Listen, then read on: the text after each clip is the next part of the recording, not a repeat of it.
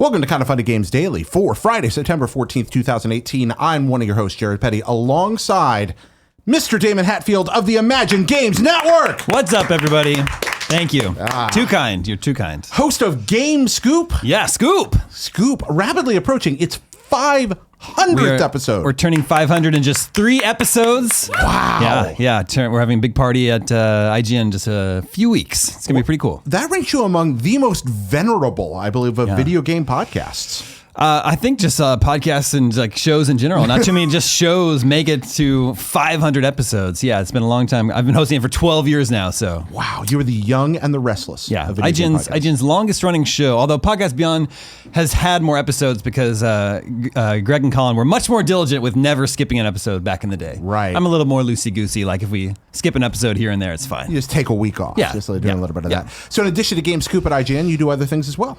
I also make a bunch of electronic music, like 80s inspired synthwave music that you can find in any music service. You just search my name, Damon Hatefield, Spotify, iTunes, Apple Music, or whatever you like to use. Are you DJing anywhere anytime soon? I am. Are you going to tell anybody about it? Well, they're not open to the public is the only thing. Former IGN personality Craig Baradon is getting married next week. And I'll be there. I'll be actually DJing that wedding along with Tyson Root. Nate Ahern will be there. A bunch of old IGN people will be there. And then there's also a gaming convention in Columbus, Ohio at the end of the month called GDEX. And I'm going to be DJing a party there at that event. So if you're in the Columbus, Ohio area, hit me up. I'll get you the info. Great. Fantastic. And thank you so much for watching every day. Every weekday, anyway. We don't do it on weekends, at least not yet.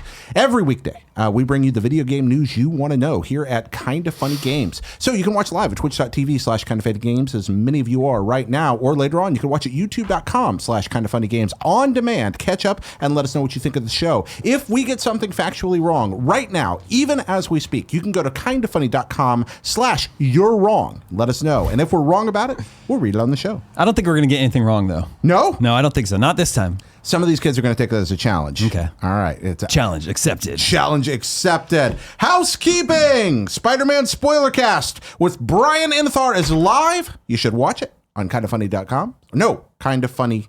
YouTube.com/kindafunnygames. It's on one of them channels. Somewhere with the word Kinda Funny in it. Yep. No one really knows.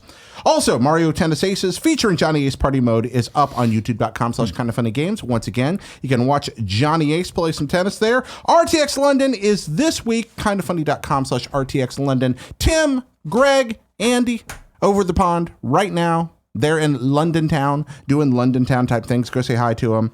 Today, we're brought to you by Brook Linen and Loot Crate. But I'll tell you about that later because it's time for what is and forever shall be the Roper Report.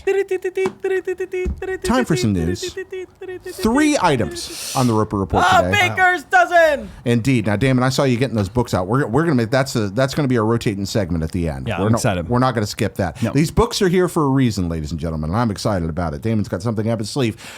A mere 3 items on the Roper Report today, but one of those items, a megaton. Whoa.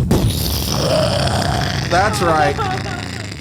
We're going right in here. Roper Report, IGN gives us all the news, trailers, and gameplay for September 13th Nintendo Direct. This by Lil Goldie himself. Oh, I know him. Yeah, Mr. Andrew. I work with him. GOLDFARB. You know that guy? Yeah. How do you think? 7 out of 10? He's good. He's good. He's good. All right, he's Andrew good. GOLDFARB, solid good. Solid good. And maybe 7.5 then. After a week-long delay, Nintendo revealed its September Direct today, featuring a slew of new announcements lots for of Switch announcements, and man. 3DS, ranging from brand new announcements to new details about games we already knew about. Lots of announcements indeed. We're going to go through every last one of them. Get set. It's going to be a ride. In case you missed it, here's everything we found out. Number 1, Animal Crossing for Switch. Okay, there we go. We got all the teaser. Animal Crossing for Switch. Tom Nook lurking in the shadows. What do you think, Damon? Well, I'm the perfect guest to have on the show today because I've never played Animal Crossing and I've never played Luigi's Mansion, which I think we're going to talk about in just a little bit. People are really excited for it. I'm happy for them.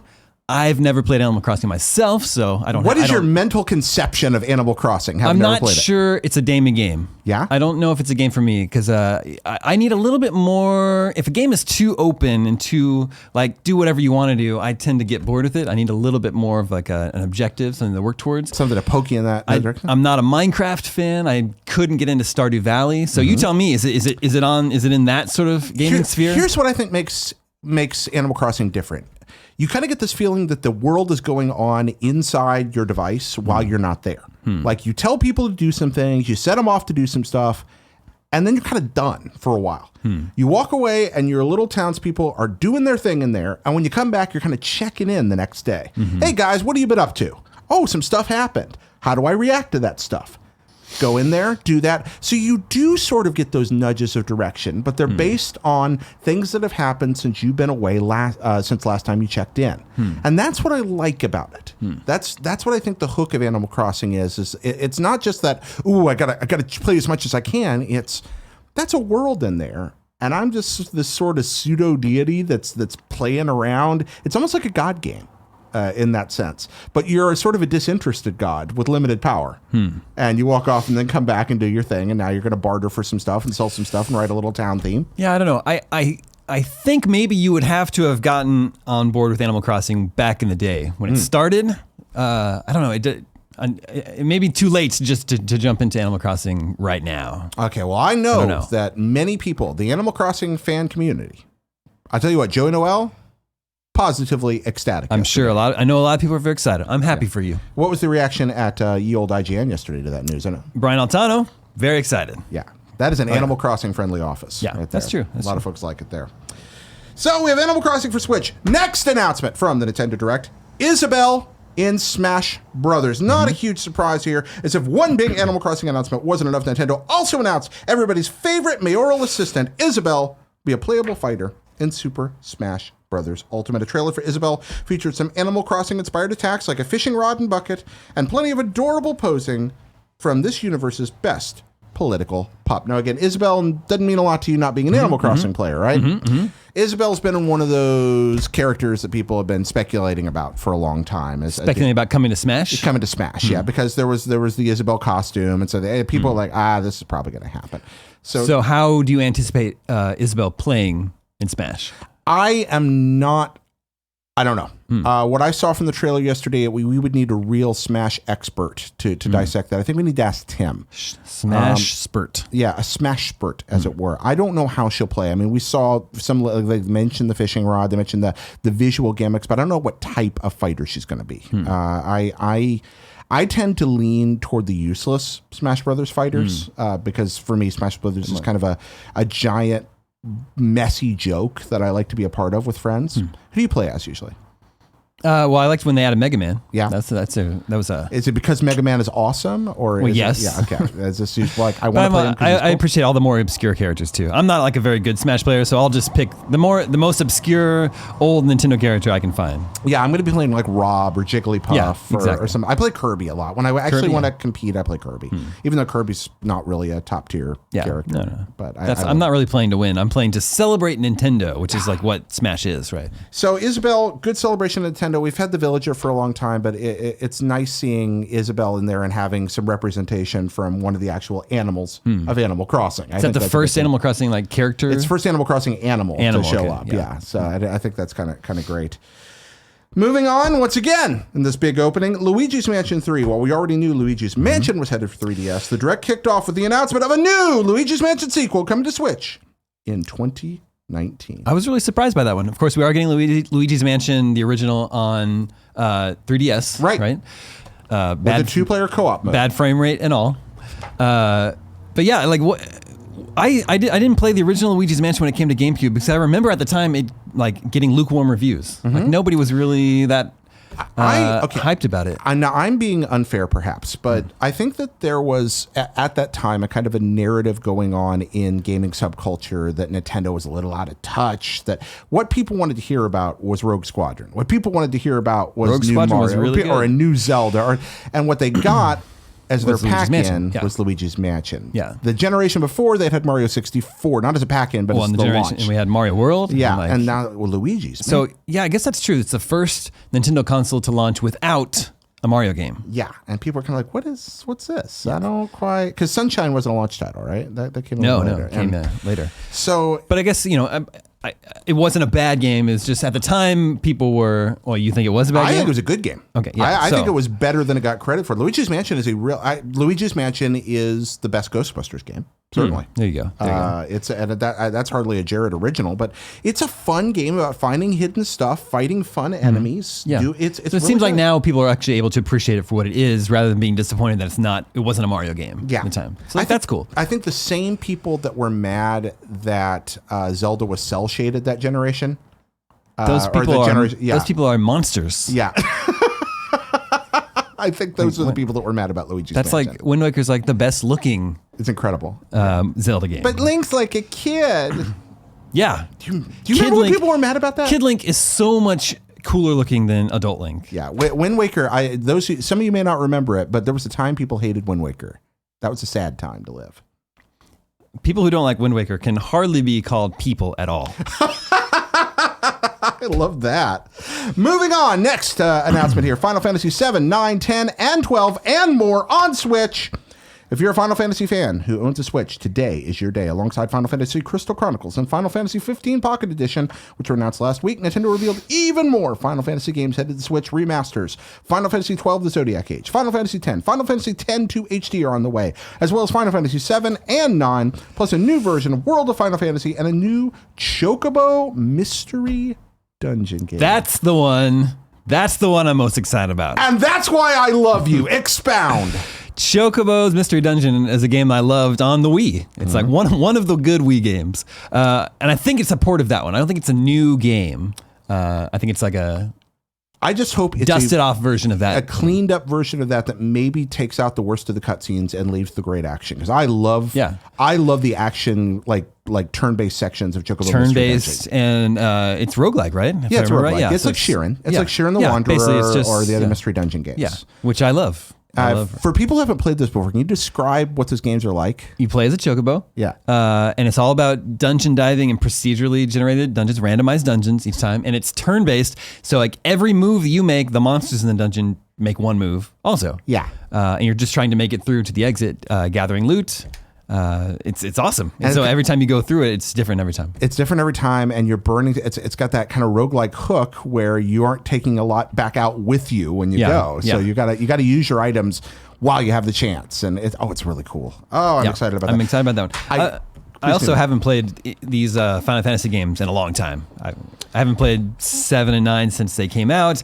I never played 10, and so this is 10 and 10-2, the HD remakes that came out a couple years ago. And I haven't played 12 since it was out either. So. Were you anywhere near IGN Zach Ryan when Final Fantasy 12 for Switch was announced? No, he was in another room. I wish but I know could he's have a fan. beheld that. I think he and Justin Davis are both fans of that one. I can be counted also in that community of Final Fantasy 12 advocates. Why do you think 8 is not in here? Man, I'm not touching that with a 10-foot pole. It might be a music licensing issue. I think that's okay, because I don't think that's a very good game. Yeah. Not a fan of 8 myself. 8 has It's just odd. Maybe Squall was whiny about being on the Switch. I'm sure he was. Yeah, ballroom dancing. There's some neat... 8 is full of neat ideas that were badly executed. Like I like the idea that the monsters scaled with you, but it didn't work right. It does have that amazing chocobo guitar piece in it, but yeah, the music's okay. But it was the first Final Fantasy game that wasn't without super deformed characters. Oh, that's true. And like we're just saying, Kid Link is better than Adult Link.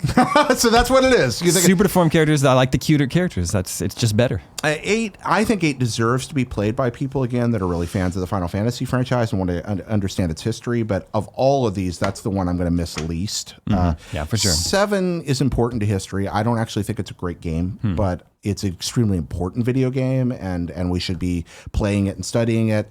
9 is much better than it ever got credit for. 9 is very good. 10 is interesting. 10-2 is interesting. I know people love 10 and 10-2. I just never played them. And 12 is like playing an early MMO single player, but good, not bad. Well, it's funny you mentioned MMO because 11 was an MMO. It's Right. no longer running, which is why it's not on here. So Which is now- why it's a bad idea to make, numbered entries in Final Fantasy, these MMO spin-offs. Yes. Because one day, Final Fantasy 14 won't be running anymore. And when they gather up another collection, there's just going to be these holes like where Final Fantasy 14 just won't be included in that collection. What if they produce Final Fantasy 11 SP special, like single player Final Fantasy 11? It's just you maybe. like grinding against like bunnies for hours. It doesn't sound like much fun. No, it really, really doesn't. Now I've heard a lot of great things about 11. I certainly was never like crazy into it or anything. It should have been its own thing. Now, don't make it a numbered sequel. But Chocobo Mystery Dungeon definitely the standout for this bit. Yoshi's Crafted World gets a full reveal. Over a year after Nintendo showed off a new Yoshi game at E3, we finally have a new look. Yoshi's Crafted World is the official title of Yoshi's Switch debut and includes co-op and an adorable, stylized new aesthetic. What do you think of this? I love the look of this game. I'm surprised it's coming next year. Well, I guess we knew it wasn't going to be this year, but it just seems like it's been a long time in development. We've known about it for a long time. I'm surprised that it's taking so long to come together. I also worry that sometimes these games like Kirby's, Epic Yarn, which is also announced for coming to the 3DS. Those games look very cool, but they end up being a little too on the kiddie side to really get its hooks in me. Yeah, Epic Yarn is a game that I feel like if you play one player is not much fun at all, and if you play two player suddenly becomes great. And I'm wondering if Yoshi will be the same way. Yeah. There's a school of thought, I don't remember who I first heard say this, that like two player side-scrolling platformers should always be easy. One player side-scrolling platformers tend to be better when they're hard, two player when they're easy, because one player usually is less skilled than the other and it kind of weighs you down. But when you can just whip up on things, that it's more important to have like creative stuff happening like Epic Yarn does, just stuff to keep you incentivized and interested in the action, and then you beat stuff up and win together. What are your thoughts on that? I guess that makes a lot of sense. Yeah, I think those games, like I was saying, I think they're intended more for a younger audience, parents playing with their kids. So yeah, keeping them on the easy side makes sense. But then I end up just sort of like admiring them from afar rather than really spending that much time playing them. Yeah, I'll definitely play this because I was a huge fan of Epic Yarn, but again, that was just playing it with Angie, and it was a great like sit down side by side play for a while game. And there were always I could be a big yarn robot, and big yarn robots are awesome. Big Guard Dragon to fight, lots of great stuff. I like in the footage for Yoshi, there's like a giant skeleton dinosaur or skeleton Yoshi that's like chasing him from behind. That looks really cool. Oh man, Dry Bones Yoshi, giant Dry Bones Yoshi. That sounds like something you would type into Scribblenauts and hope appeared, like giant Dry Bones Yoshi.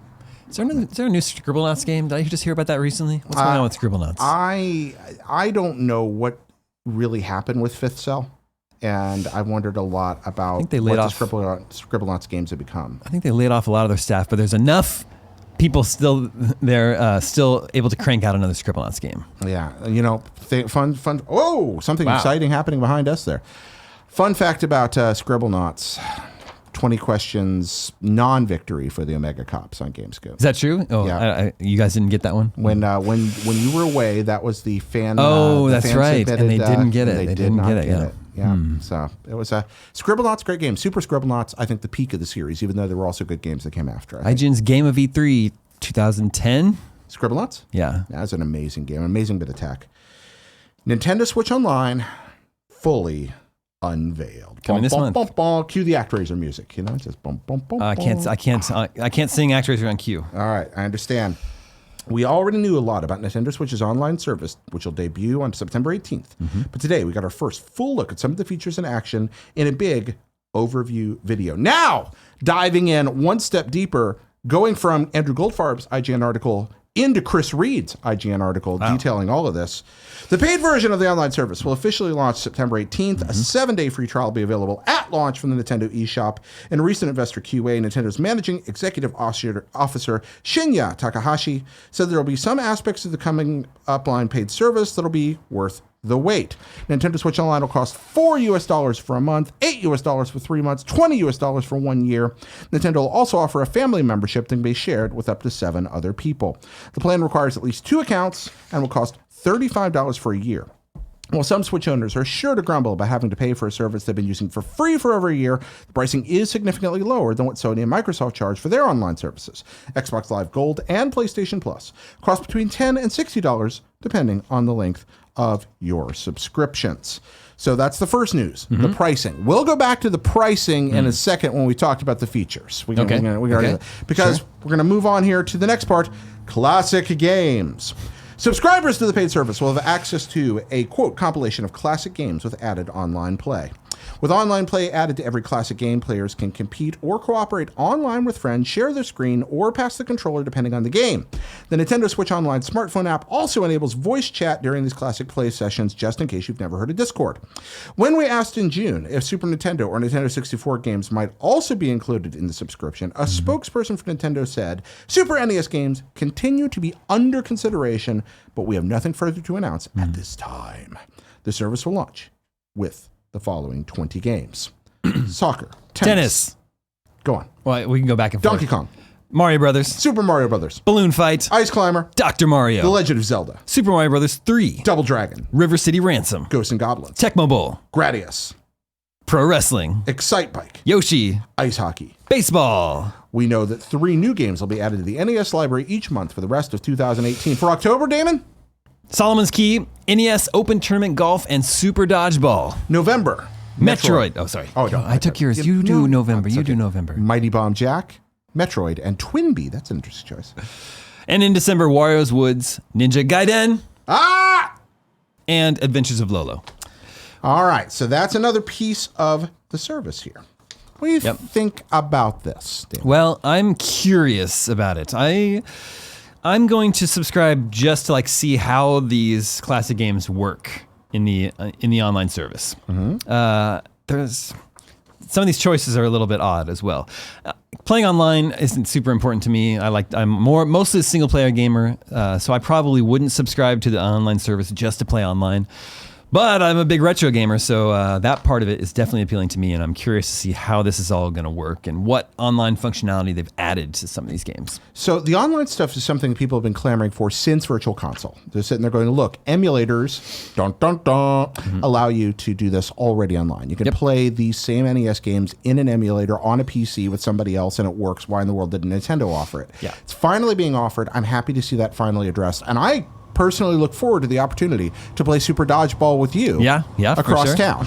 You know, just like we can't play Double Dragon though together because there's no 2-player in the NES version of Double Dragon unless they add it. Or we could play that crappy 2-player fighting mode where you're the same guy. Yeah. Oh, it's so bad. The NES version of Double Dragon is not good, ladies and gentlemen.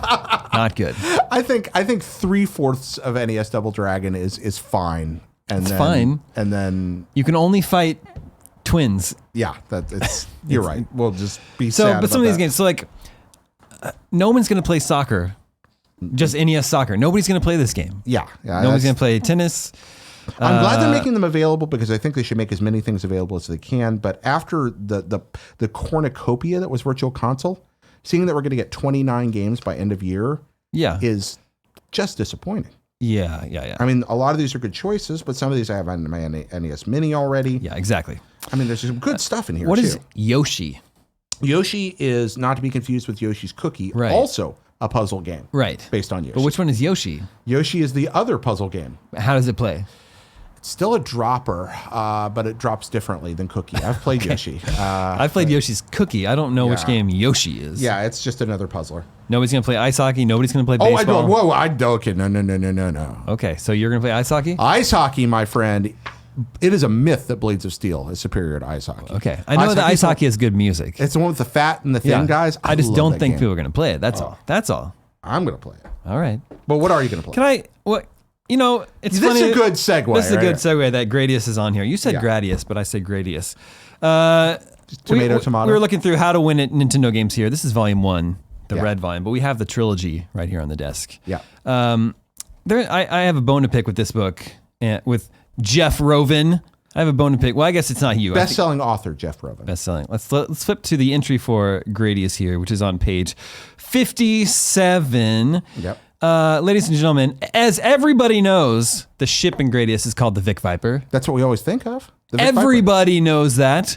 They refer to the shipping Gradius in this book as the Warp Rattler. So, are we wrong? Is it in fact in the manual as the Warp Rattler, and we've just been thinking Vic Viper because of Life Force this whole time? We're not wrong. If the manual says Warp Rattler, the manual's wrong. That's what you're thinking? Yes. Wow. The ship in Gradius is not called the Warp Rattler. Unless we're conflating Salamander and Life Force with the Road British and the Vic Viper into the Warp Rattler. Has it always been the Warp? Is this a Berenstein Bear thing? Oh, man. Where the universe has been changed on us? Let me ask you this. What genre would you say Gradius is? Well, I think of it as a side-scrolling or a horizontal shmup. No, it's Space War. Space War, that's the genre? Yep, it's a Space War game. What's the genre of another game in here? I'm very curious. Let's see. I like the Castlevania description is really good.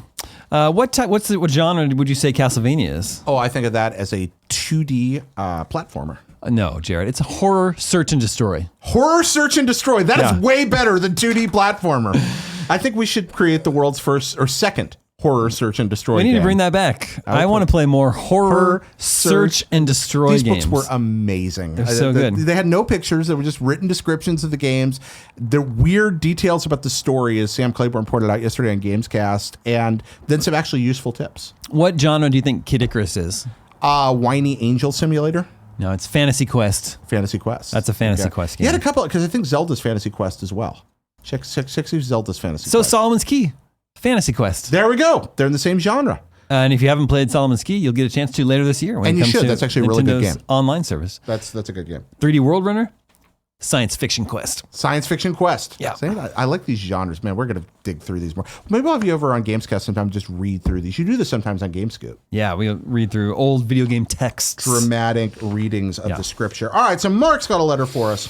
Long time, first time. I'm here because I'm worried. I thought it was going to be all in on Nintendo's Netflix-style online service virtual console, but I'm incredibly underwhelmed by just 20 games and all of them being for NES. In all of Nintendo's release marketing information I've seen about the service, they refer to the Nintendo Entertainment System, Nintendo Switch Online. I haven't seen any reference to anything other than NES games. With yesterday's announced NES Switch controllers, I'm afraid the messaging is suggesting that only NES games will be offered for the Switch. Should I be worried about this? Is there any hard and fast information that we get SNES, N64, Genesis, or the often rumored GameCube games as part of this service? Should I be worried that Nintendo is going to Nintendo? Why is Mark hating on NES? Is that what you think? It seems like it. I think He doesn't like the NES games. I think Mark likes the NES games. I think Mark just thinks there ought to be more of them, and he's worried about. Again, Virtual Console spoiled this. It was a really good service in a lot of ways. Virtual Console was especially when it amazing, launched. but it's gone. Yeah, It's gone. It's not coming back. I did buy several. I bought a lot of Virtual Console credits at the beginning of this year and have them on my Wii, and I'm making like my last second purchases now on my last. Well, Wii. yeah. I mean, you still have like several months. Like, Only a couple actually. Time is running short, but I've already bought the stuff. I bought the credits. Okay. But yeah, I mean, I want to see. They mentioned we're still considering SNES. They will go where the money is. If they think they can make money on another one, they will. I think that if they can roll out, I don't see a universe where they don't eventually roll out a Nintendo-centric version of Netflix because they have such powerful first-party properties. Your thoughts? Yeah, I agree. I think, who knows what will happen. They're starting out with just NES games. I don't think they'll stick to that for the entire lifespan of the Switch. But that's what it is right now. Skipping down a little bit, we also have the knowledge here that we're going to have cloud saves at all, etc. come into this thing. So let's talk about that price. $20 a year for what amount to cloud saves, a limited library that'll grow slowly of NES games with online play and local co-op, and the other features that we've seen here for Nintendo's online service. Do you think $20 a month is worth it? $20 a year. $20 a year, not month. Jeez, sorry. Yeah, so much cheaper than an NES Classic. It is cheaper than an NES Classic. And the games have more functionality because they have the online functionality. So you feel good about this? Dude, what's $20 a year? $20 a year is literally nothing. No, it's not literally nothing. It's precisely $1.60 a month. Yeah. It's the cheapest of the 3 consoles online services. It's a nominal fee in my eyes. Yeah, I think I'm going to pay this. I want to play with the streaming service. I want to have cloud saves. I want to be able to play my games online. I don't think it's an unreasonable ask. I am a little worried about something else we'll talk about later on, but we need to move forward in this story. Super Smash Bros. Ultimate Bundle. Alongside the review of Isabelle, we also found out a brand new Nintendo Switch hardware bundle is coming featuring Super Smash Bros. Ultimate. The dock will feature Super Smash Bros. Ultimate art. The system will include Joy-Cons bearing the Super Smash Bros. Logo. Do you care? Not particularly. No? I'm not a Smash super fan, so I'm not going to buy a second Switch just to have that. It's that not version. for me, but I think some people like it. And I do think it's stylishly done. It is stylish. Yep, I like it. I like how it has the original Smash fighters on it. Yeah, that's a cool touch. NES-style controllers for Switch. Now this I'm excited for. Expound. I mean, I love the NES, the old NES controllers. They still feel great today, and it'll be really cool to have that sort of just. Even if I'm not playing a lot of these NES online service games, it'll just be cool to have that for my Switch. I'm wondering if I'm going to be able to stick one on the side of my Switch and play Celeste with it if I want to, and they have a regular Joy-Con on the other. I hope so. For button input.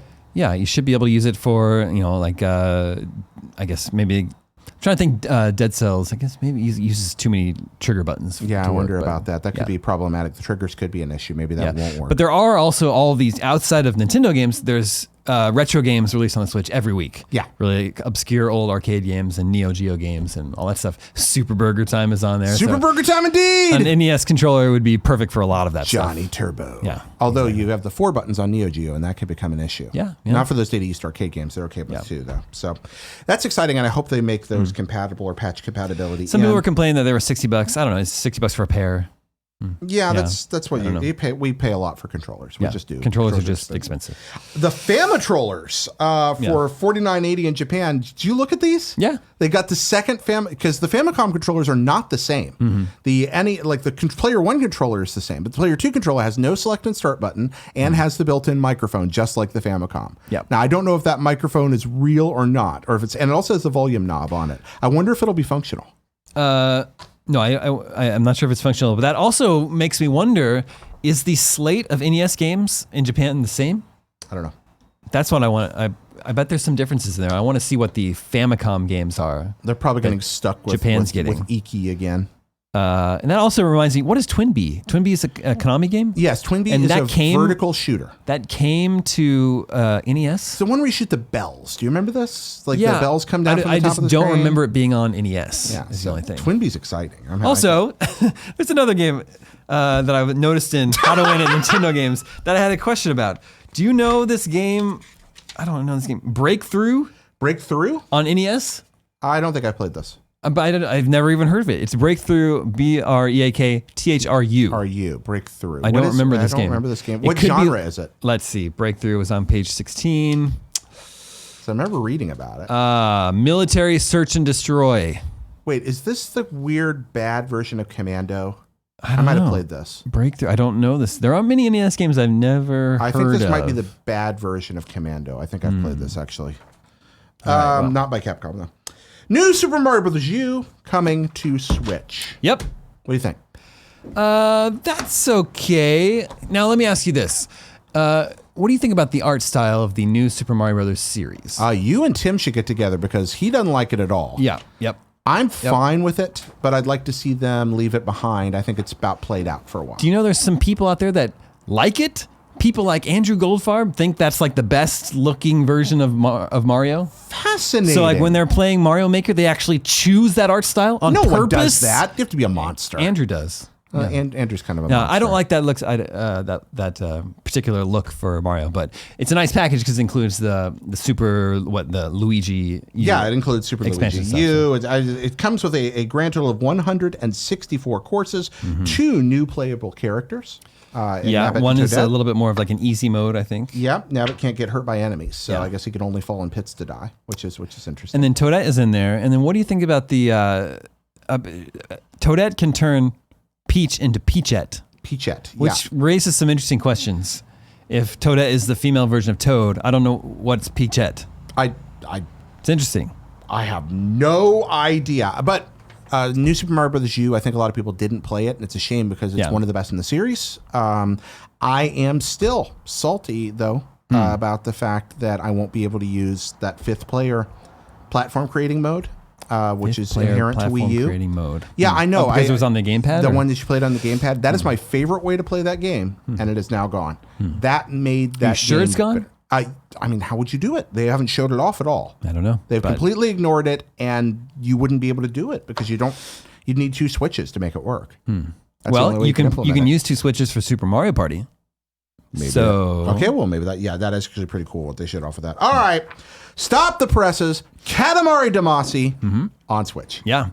Is this the first time this has been remastered? I don't remember. There's a complete remaster. Oh, there's been other Katamaris. Well, I know there's been other Katamaris. I just don't know if the original has been which.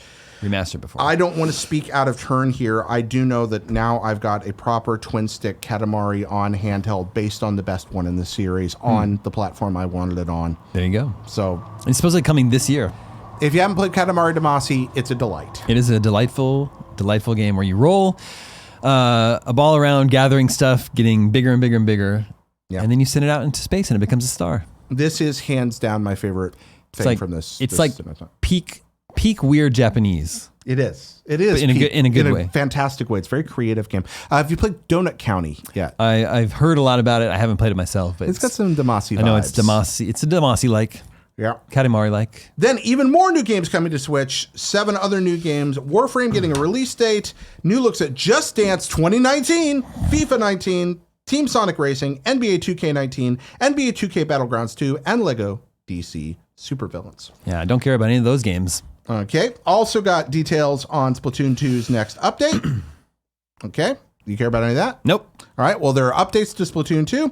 Tabletop games for Switch. Here I care about. Asmodee Digital revealed a new suite of tabletop games, including Carcassonne. I hope I'm saying it right. Yeah. The Lord of the Rings living card game. Pandemic headed to Switch soon. New gameplay showed off what will look like Nintendo's console. Also games based on Catan, and this is where I got excited. Munchkin will be released, though they don't get any footage just yet. Yeah. No, I'm excited for these. I think XBLA first proved that these modern board games can work really well on consoles because they brought Catan and Carcassonne to Xbox Live Arcade, and they were great. That was the first way that I experienced those games. And it's really cool to not have to pick up any board game pieces when you're done playing. When you're done, yeah. Or have a table to put them out on. Yeah, exactly. Space is a precious commodity in San Francisco. That's true. Carcassonne is a great game. I hear great things about the Lord of the Rings living card game. I look forward to playing that. Pandemic is really good. That's a cooperative game. I love Pandemic because it's cooperative. It's one of those, Angie likes cooperative games, and it's something we're able to enjoy. But Munchkin, I just adore. And I actually haven't played Munchkin, so I look forward to checking it out on Switch. It's goofy. It's really goofy. Is it a card game? It's a card game. Yeah, it's about screwing over the other players. It's a card game about making last-second deals that send people right on the edge of winning, tumbling. Cool. But it's so goofy that it's hard to get too mad at people when they do it. A new game from the developers of Pokemon. Game Freak revealed a brand new game with the working title Town, a turn-based RPG that will come to Switch 2019. All of Town will take place at a single town. Hence the name. Other townspeople can be summoned to join you in battle. I like the artistic look of this quite a bit. I didn't like the artistic look of it. Oh, what did you not like about it? It just looked a little kiddie and didn't seem to have a lot of personality to me. Just sort of like, it was just a little bit generic. I thought it popped. It's interesting. I was kind of the opposite. Ooh, see, isn't art strange? Art is strange. That is true. But we can both agree Andrew Goldfarb's a monster. He is a monster. For preferring the new Super Mario Brothers style. That's just not okay. Doesn't make any sense. Now, I mean, you all have heard all this, new Animal Crossing, Smash Brothers, whatever. The real news of the day, 7 Capcom classics coming to Switch. I am unironically excited about this. I am unironically excited about this also. Capcom revealed the Capcom Beat 'em Up bundle, which will come to Switch on September 18th. The bundle includes 7 classic fighters. Final Fight, Captain Commando, the game featuring a baby piloting a mech that beats ninjas and cavemen. That's in Captain Commando? Yes. Wow. Yep. The King of Dragons, Knights of the Round, Warriors of Fate, Armored Warriors, and Battle Circuit. The set will offer, and here's the key, local and online multiplayer, which is convenient since it launches on the same day as Switch Online. Did you ever buy Ninja Turtles or Simpsons on XBLA? Oh, of course. Yeah. Yeah. Of course. This is awesome. I've played most of these games except for those final 3, which I think maybe were arcade-only releases. I've never played Warriors of Fate, Armored Warriors, or Battle Circuit. So I look forward to checking those out. And I wonder if this collection, Capcom's been doing really cool stuff with its collections lately, like the Mega Man Legacy Collection, the Street Fighter one. So I wonder if this is the same people work on this beat up they collection. weren't all made by the same people, even those collections, actually. So I don't know. It could be the people that worked on the second Mega Man, but like the first Mega Man Legacy Collection and the second Mega Man Legacy Collection were not made by the same people. Volume 1 and 2? Yeah, Volume 1 was made by Frank Cifaldi's group, Digital Eclipse, but Volume 2 wasn't. Well, who made it? I don't know, but it wasn't them. I know that because I've talked to Frank about it. Weird. But whoever made it, they do tend to put these kind of cool museum-y things in. And this is the perfect illustration where we were talking earlier about Yoshi, games that probably aren't that much fun if you play them by yourself. The beat 'em ups. But you throw 4 people in. Yeah, that's true.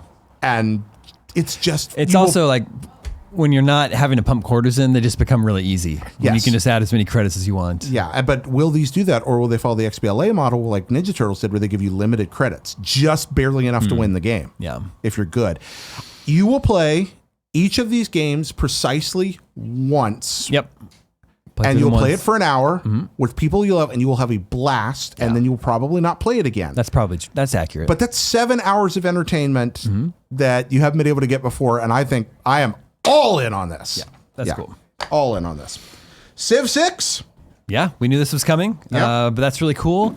The only question is, have they figured out the UI? Have they made it work on a console? Yeah, I wondered about that too. When I saw it, I had missed that Civ 6 was coming to Switch. So yesterday I was sitting there like, oh, wait a minute, I completely missed that news. Yeah, that was announced last week when they were planning on the direct originally airing. Okay, I missed that little detail or forgot it. So I was excited when I saw this.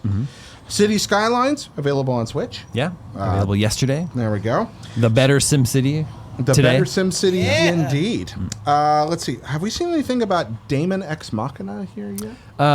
They showed gameplay of it yesterday. Okay. Yeah, that's curiously, I pulled this off the IGN article, but I don't see any mention of Daemon Ex Machina here. Yeah, they showed new gameplay. It's a mech. It reminds me of Virtual On. Yeah. Kinda. Star Wolf's Wolf in Starlink Battle for Atlas. Excited. That game continues to look pretty cool, and it's like, man, if you're going to play that game, Switch is the place to play it. Kirby's Epic Yarn for 3DS. That's a game that I loved. Yeah. Also coming next year, though, and it's just like, man, why are there still 3DS games being released? Put it on the Switch. What are you even doing? If it features 2-player side-by-side multiplayer, I get it. I mean, because there's a lot of Switches sold in America and Japan, and you've got a couple of kids that can play it side-by-side. Without the multiplayer, I don't think there's even a point to that game. Starlink, I am really excited about. Yeah. I can't wait to play that. It's looking really good. Looks groovy. And Assassin's Creed streaming on Switch in Japan. And that's the brand new one that's coming out in October, Assassin's Creed Odyssey. That's really, well, it's surprising to me.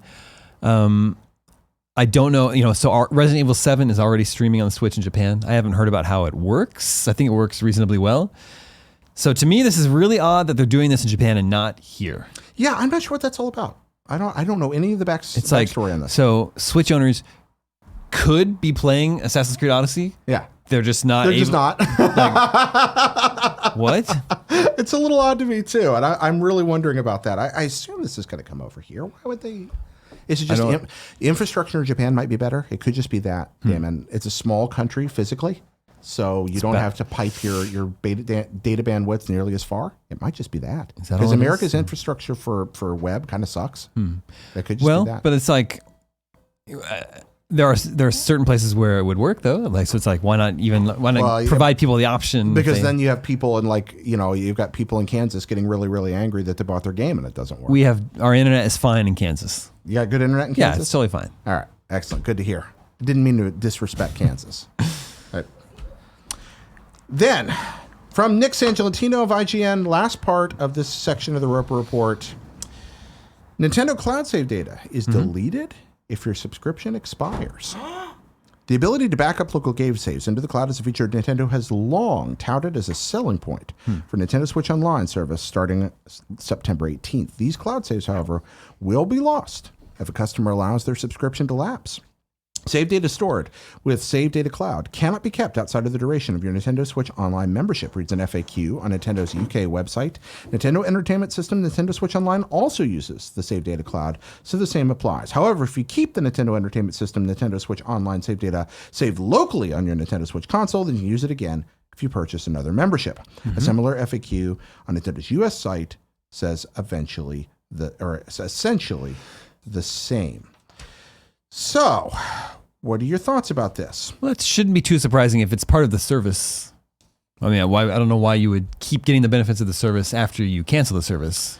Well, I think what we get here is the comparison that he goes down to. Xbox One cloud save backups are available to all players, no subscription needed. And while Sony requires a PS Plus membership for users to take advantage of cloud saves, those saves are preserved for 6 months and become accessible again if users resubscribed to PS Plus within that 6-month window. So I think what people are upset about is the lack of a guarantee.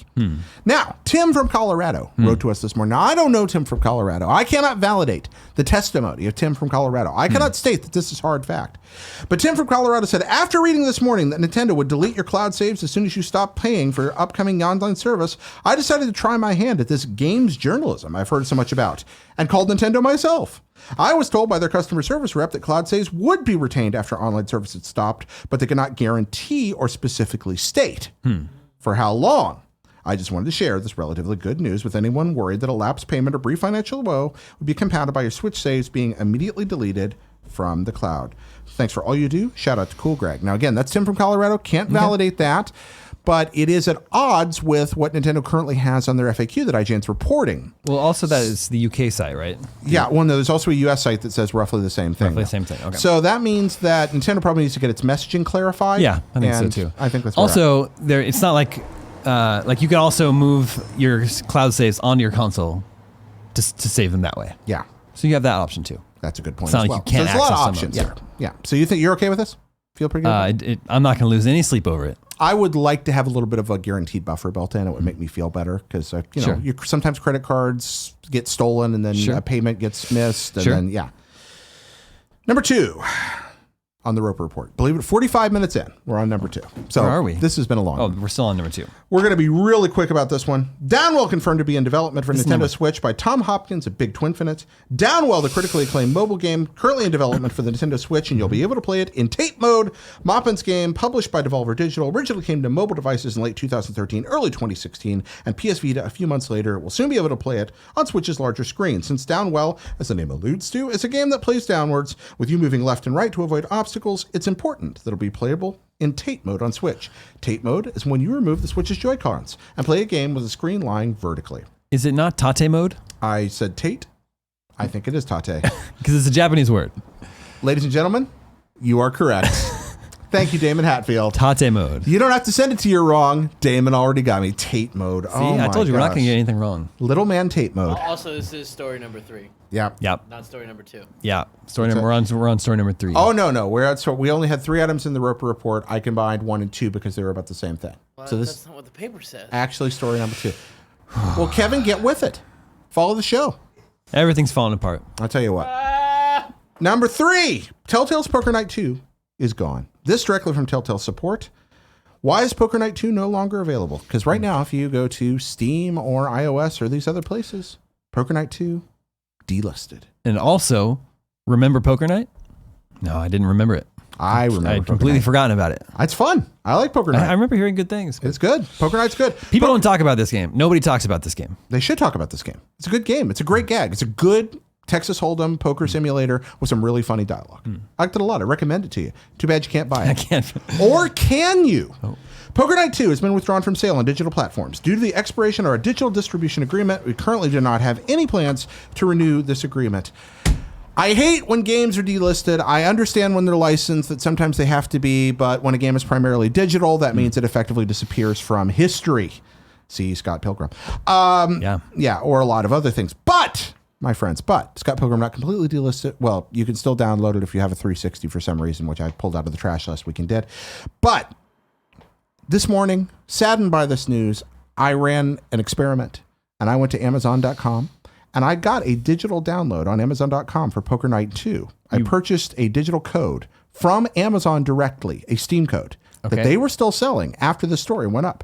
Weird. I entered it into Steam and I was in fact able to purchase Poker Night 2. Weird. And download it. Now, I can't say that's going to work for you. I have no idea if that's going to work for you, and you might just throw money away that way. And I can't say how long that's going to last. So don't view this as advice or anything. I'm just saying that I wanted to grab Poker Night 2 this morning. I went to Amazon. I bought the digital code directly from Amazon, and it worked. Wow, you're really excited about this. I am. I beat the man. I beat the system. Daemon. Yeah. Poker Night 2 is a Jared. game that's no longer available. Yep. But if I wanted to hear about games that were available, Available today. where would I look? Probably right here because we're going to reveal them. We would reveal them. If I were going to put you on the spot and make you say a very long thing about that, and it was underlined on our script, I would say it. you would say Right now, I would say the official list of upcoming software across each and every platform as listed by the Kind of Funny Games Daily show hosts each and every weekday. Da da da da da da da da da da da. Yeah. Nice, Kevin.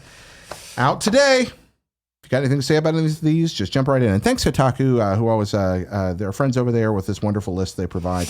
Goner for Xbox One. Never heard of it. Black Clover, Quarter Nights for Never heard of it. PS4. Nefarious for Xbox One. Never heard of it. Neon Wall for PS4, Xbox One. Never heard of it. NHL 19 for PS4, Xbox One. That's a hockey game.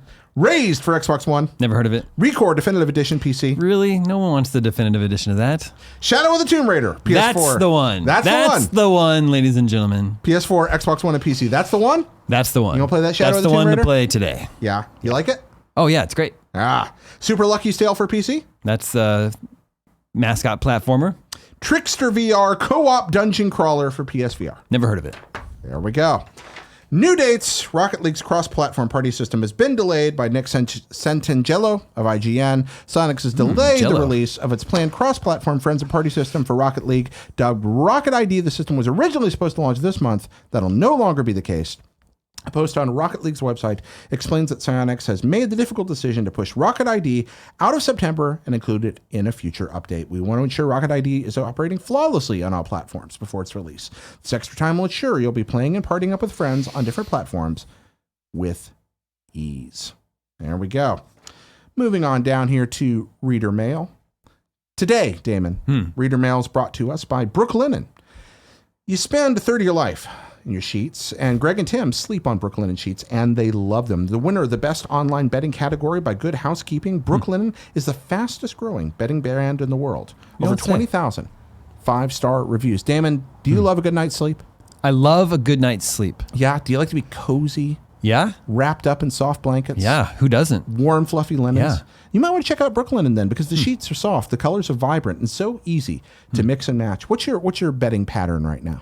Well, we put the sheets on the bed, and there's a blanket too. Okay, are they You say just pattern? Plain, yeah, like is they're there a just plain white. plain white. Yeah. My friend, you need new sheets. I need new sheets. Most bedding is marked up as much as 300%, but not Brooklinen. They drop the middleman and ship it straight to you. The Brooklinen sheets are the best, most comfortable sheets that Greg and Tim have ever slept on. Wow. Brooklinen's giving an exclusive offer just for Kind of Funny listeners. Get $20 off and free shipping when you use the promo code GAMES at brooklinen.com. Brooklinen is so sure you'll love this new sheets. They'll offer a risk-free 60-night satisfaction guarantee, a lifetime warranty on all their sheets and comforters. The only way to get $20 back and free shipping is to use the promo code GAMES at brooklinen.com. That's BROOKLINEN.com. Promo code GAMES. Brooklinen, BROOKLINEN.com.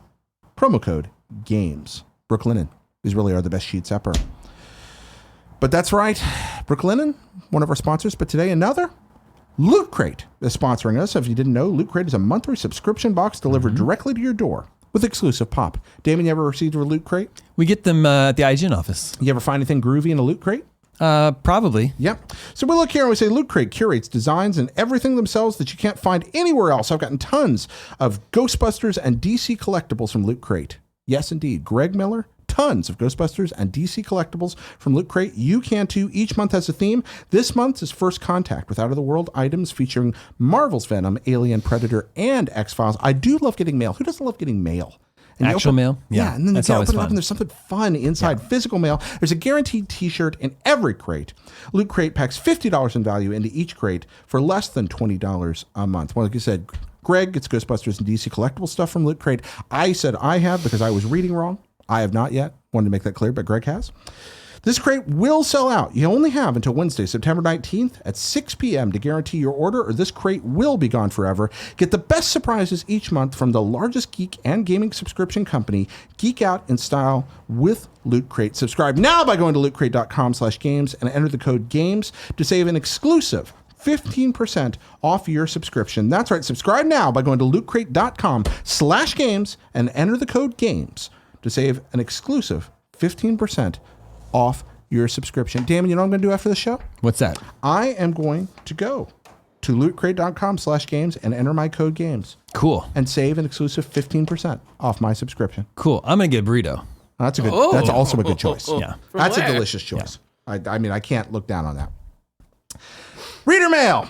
Hey, Jared and Damon. I have a couple of things for Damon and a couple of beefs with him also. Whoa. Somebody's got beefs with me. Somebody's got a beef with you. Where are you reading this? I'm writing this right What here. page next, is this next on? page? This is the next page. Jared. after Next this. page? Yeah. Who That- wrote this? This is from Ray Briggs. Thank you. You can read it. It's on the paper. It says Ray Briggs. You're looking at it. You're so earlier like it's not on the paper. Start with the name. Why? It's at the end of the letter. God damn it! Start with the name. Listen here, man. I don't. This tomfoolery, chicanery, Do your shenanigans. job right. Dear Jared and Damon, I have a couple of things for Damon, a couple of beasts with him also. First, I want to say thanks for Camp Goose over the last decade plus. I've been listening since episode 1. Wow. I've never missed a show. Listening to the Omega Cops is a priority on my podcast list. Omega Cops, for those who don't know, Damon, who are the Omega Cops? I am the chief Omega Cop. The Omega Cops are the cast of GameScoop. Omega Cops is a anagram of GameScoop, Pretty awesome. as is Camp Goose. When did you figure that out? So one of our listeners figured it out and let us know helpfully at some point along the way. Hey there, listeners. That's a little GameScoop right there, too. Second, what's it like being the face of IGN? Do you get stopped sometimes? People want to take pictures. I know if I saw you in the airport, I'd want to shake your hand. Sometimes, yeah. Which is totally fine. If you ever do see me in the airport or anywhere, don't hesitate to say hi. I'm totally cool with that. Where's the most surprising place you've ever been recognized? A museum in Paris. Oh, that's fun. It's happened before. Yeah, that's pretty cool. It happens all over the place, and it's totally fine. Now, I have 2 beefs with Damon Hatfield. Lay them on me. Okay, he says to feel free to use my angry voice, but I can't yell at Damon that Do you way. have I don't think you have an angry voice. I retract my previous statement. Ready for the angry voice? Yeah, I'm ready. Folks, this will get a little loud, so be ready. Oh, man. Why don't you ever pick my game for 20 questions? Is the IQ Intelligence Cube not worth a PS1 game? I know you get a million emails at GameScoop, but come on! Wow, I'm so surprised. You Yeah. do actually have an angry voice. I Yeah. apologize to everyone for unleashing that upon us. Also, a second wave here. What the hell ever happened to 8-bit radio? My daughters are 13 and 8. They loved listening to these 8 and 16-bit jams. Gotta go back at least on an annual basis. Damon, you let us down. Wow. Okay. Well, let me address the first thing. Why don't I ever pick your game for 20 questions? I'm not avoiding it. I haven't actually seen this particular game, IQ Intelligent Cube, but I do try to pick games that I think are my guests could actually guess. So it depends on who's going to be on that particular week. I bet Justin and Sam could get IQ Intelligent Cube. So if I happen to see that sometime, I'll try to pick that one. I would definitely never have gotten IQ. You wouldn't get Intelligent that Cube. one. No way. Well, then if you wouldn't get it, maybe Justin and Sam wouldn't get Justin it. and Sam are statistically better at that game than I am. I get way too much credit on 20 questions. I'm not good at it. Sometimes people write in, they're like, I've got a suggestion that is sure to stump them. Well, I'm not going to pick that then. Like, I'm not going to pick something that they'll never guess. Like, that's You got to feel like they got a fighting chance. Yeah, where's the fun? Like in that? Scribblenauts. They totally had a chance on that one. They should have gotten Scribblenauts. They really should have. IGN's Game of E3 2010. 8-bit radio, yeah, I get a lot of questions about that. I'll try to bring that back sometime. It's just work to put it together. It's all. It's almost as if there's a final episode of 8-bit radio that we recorded together that's sitting in the can somewhere actually and true. was never released. That's true. But I have no idea where that laptop is now. So. That's too bad. That was a good episode. Long story short, I'll try to get another 8-bit radio episode up. Man, one of these it's days. lost forever. That's too bad. Yeah. That one was very self-indulgent. That was just me talking about things I liked. No, So that's that makes for a good show. Mr. Hatfield, can you get Jared to sing the infogram song with you? God damn it! Who said it? Who wrote I'm this not in? telling you. I have to listen to the question so that I can. I hate you. David Domke. David Domke. Start with it. Start with it. Listen to this. This is what I put up with here. Do you deal with this kind of rebellion on the IGN set? Does Dan Parkhurst ever do this to you? No, Dan Parkhurst is a very nice gentleman. Very nice man. He's a kind man. He's the kind of man you that know I what, would though? read the name for first. Damn it, I'm sure you do stuff right, though. Yeah, you know? I don't. I always read the email's name first. I see. See? Yeah. See? So this guy. All right, so. The infogram song. Wow, do you remember it? I don't. It's like infograms is entertainment, but it's where that's where I get stuck. Yeah, I don't remember either. Yeah. What could we sing together? Is there anything? There's a lot we could sing don't together. know. Let's do doom doom doom doom doom doom doom doom bam bam bam bam bam bam bam bam bam bam bam bam bam. Which is just Journey in Mega Man, but awesome. Wow. Yeah, you're right. Yeah, it's faithfully. Yeah, that's really close. But also awesome. I'm sure all those old like 8-bit composers were just like borrowing. Oh, they were. There's stuff from- there's a wonderful article that might still be on the web that Jeremy Parrish wrote about this, where he just ripped a bunch of 8-bit music and put it right next to the obvious inspiration. That's it's a great article. Must take it forever. I thought we've done a lot of these together because you and I would just be on the set sometimes.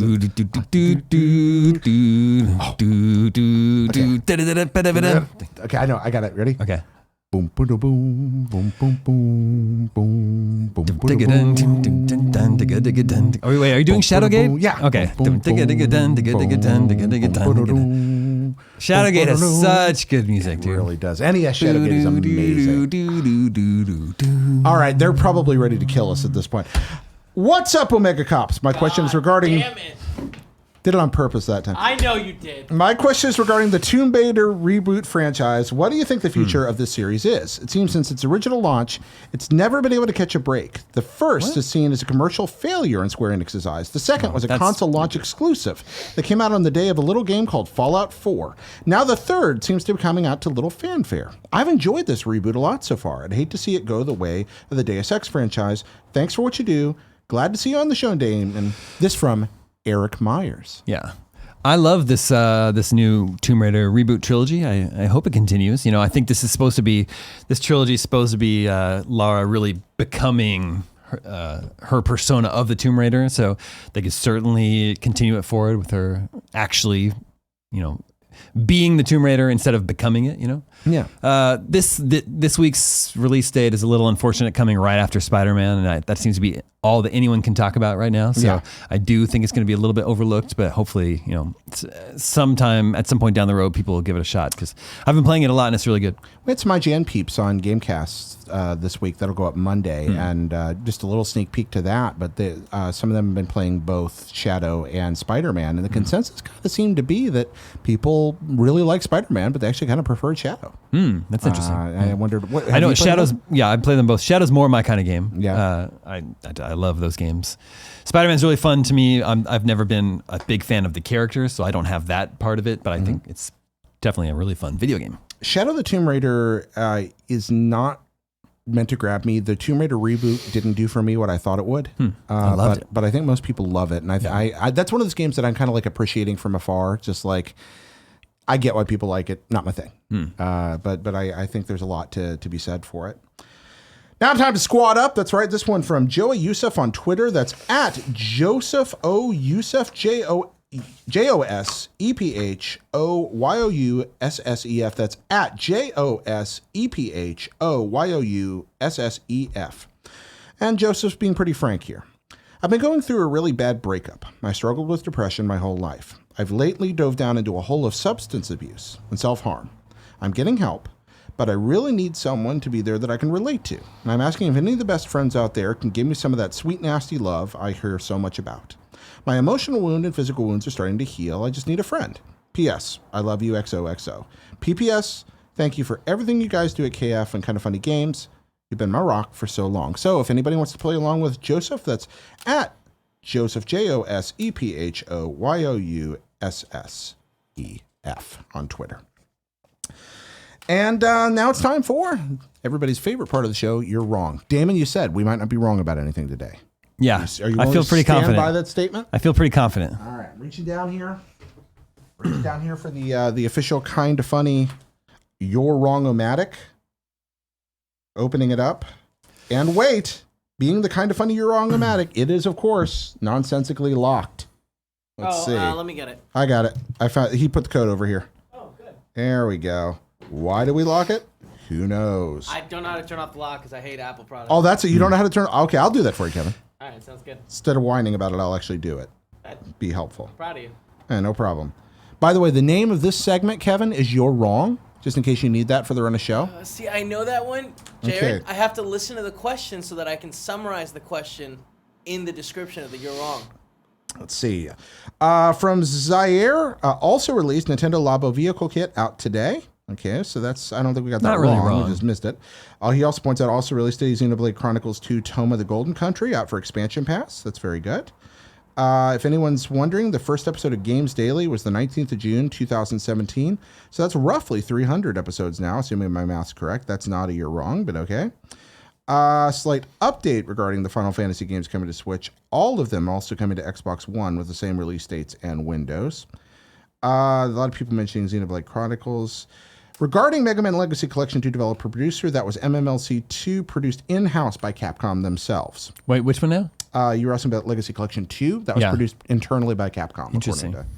Let's see. And that was from Capitalist Pig. Let's see. In terms of the Katamari remaster, says Ear Gamer, the closest thing that exists to a PS3 Katamari game called Katamari Forever. Yeah.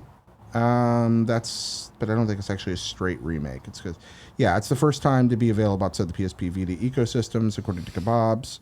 Twin B in the U.S., the game was known as Stinger here in the States. Yeah, there you go. It. Okay, that I remember. Yeah, it's the second in the series, the only one to make it over here from that time. See, I've played, that's from the Ass Captain. Hopefully someone has some insight on Breakthrough. I'd like to know a little more about Breakthrough. I think you're a blue guy, but... okay, here we go. Okay. Capitalist Pig says, regarding the Vic Viper name, in the North American release of Gradius for the NES, the Vic Viper was referred to as the Warp Rattler in the game's instruction manual. And at the time of the credits for the Nemesis Game Boy game. That's interesting. Nemesis, which is Gradius the for manual Game Boy. Was wrong. I think that's what we got to say. Yeah, because we all know it's the Vic Viper. All right, I think that's everything. There you go. We didn't get anything wrong. Of course, us. How could we ever get anything wrong? How could we do it? We're perfection personified. Excellent. Nothing wrong at all. Least of all, putting the names at the end of letters where people sign them instead of the beginning. I ask you, Damon, do you begin your letters from Daemon Hatefield? It's been a long time since I wrote a letter. I write letters sometimes. It's kind of fun. You should do it. Good time with it. Damon, anything you'd like to let the people know about what you're up to? No, just check out my podcast, Game Scoop, if you don't happen to listen to it. I know there's a lot of overlap between Kind of Funny and IGN, but we have a good time over there at my Game Scoop show. Game Scoop is delightful. It is a kind of clubby, laid-back look. Clubby. Yes, it's very clubby. It's no, not that kind of clubby. More like the social club, like sitting back there. Oh, yeah. They're not like the pretentious social clubby. They're just like, hey, we're all here. Everybody's a member. We're all kind of hanging out. Yeah. It's got that vibe. It kind of reminds me of Late Night with David Letterman, except with two more people. Yeah, I'm like David Letterman. I think what it so. is. Yeah. Ladies and gentlemen, who knows who's hosting Monday? Because I sure don't. That would have required research. Tim and someone? What's that? Tim and someone? Who knows who's there? Some human being will be hosting Monday. Actually, I'm reasonably sure it's me. So until then, thank you so very much. We'll see you next time, Damon. Thank you for being here. Oh, what type of game is Burger Time, do you think? Fast food simulator. No, it's a shoots and ladders type climbing game. Of course. What genre? Jared. What else we got? Shoots and ladders type genre game. What about? What do you think? What genre is Defender of the Crown? Amiga downport to the NES. It's varieties of medieval combat, sort of a track and field for knights. Sort of a track and field for knights. That's the most accurate description of that game I've ever heard. Oh. Yeah. Ladies and gentlemen, it's been our pleasure to serve you. Thanks for having me on. No problem. I had a good time.